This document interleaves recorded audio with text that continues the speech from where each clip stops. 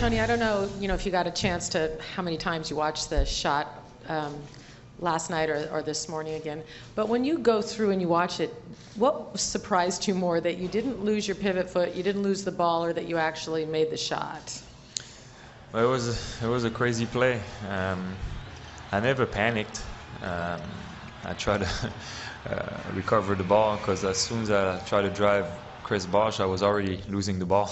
And after that, it was chaos, and I tried to recover the ball. And when I was on the ground, I had time to look at the clock, and I knew it was 1.7, so I had time to pump fake and get a shot up. But it was definitely a little bit of luck and me not panicking. You've had some pretty amazing shots during the entire playoff run this postseason. Where do you rank that shot in your career, actually? You have to put it my top 3 for sure. Maybe number 1 because it's the NBA Finals, but it will only mean something if we win the championship. And so that's why, like, all my friends, my family, they were going crazy, but I'm like, you have to stop going crazy. We only win 1 game. It doesn't mean anything, it's just 1 game. But if we go all the way, then yes, that shot, you can put it, number 1. So you're going to have to ask me that question in 10 days. I will. No. Tony, despite the win, when you're watching film, what frustrated you the most? What drove you nuts the most watching film? To be honest with you, we didn't watch film. Coach Pop wanted us to rest today, so we're going to watch film tomorrow. The only thing I watched last night was the highlights, because I don't make a shot like that every day, so I definitely watched it. But beside that, tomorrow we're definitely going to watch film and try to see what we can do better. And see what we can improve defensively, because Miami, they're going to come back strong, in game 2, obviously. Is that normal? Has he done that in your previous finals trips, that you don't watch film the next day and then you do it 2 days Coach Pop later? he believes a lot in mental rest, and he just doesn't want us to watch basketball today. And he did that plenty of time. There's nothing new for us. Standing on the left. Tony, everybody's talking about your shot, and rightly so, but talk about turnovers. You guys only have 4 turnovers last night. Can you talk about how important that stat is? I think that's one of the biggest stats. That's one of the biggest key in the series, because Miami feed on that.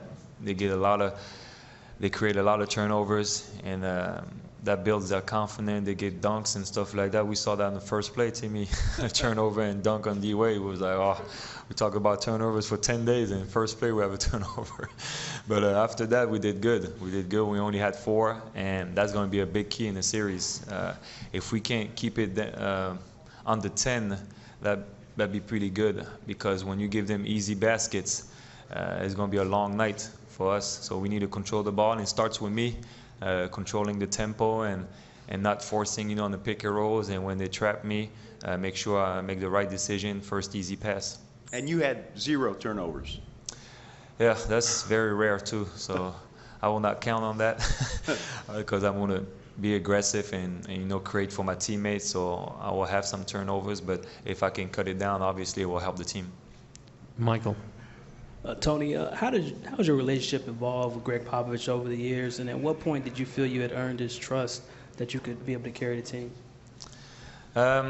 I think it was a process. When I first arrived in San Antonio, I was 19 years old. So I always been a leader in France, but it was hard to be the leader of the Spurs, because I had so much respect, for Coach Pop, who's really strong-minded. You have Tim Duncan and you have David Robinson. And so I never wanted to step on their toe. For me, they were the leaders, and I was just going to wait for my time. And 3 years ago, when Coach Pop saw me play in the national team in 2011, and we went all the way to the final against Spain, he saw that I was talking all the time and being very vocal, and I was screaming in timeouts at my teammates and stuff like that. And he told me after the summer, I want you to play like that now. Timmy is getting older, and Manu is getting older, and you need to take and you need to go to the next step, to a new level with your game. And it was a big challenge for me, and obviously I thought I was ready for that challenge, and I felt more comfortable, and it just arrived naturally. I had Coach Pop's blessings and Timmy's blessings, and so now I feel more comfortable to be vocal with the team, and Pop trust me. So it helps a lot with my confidence.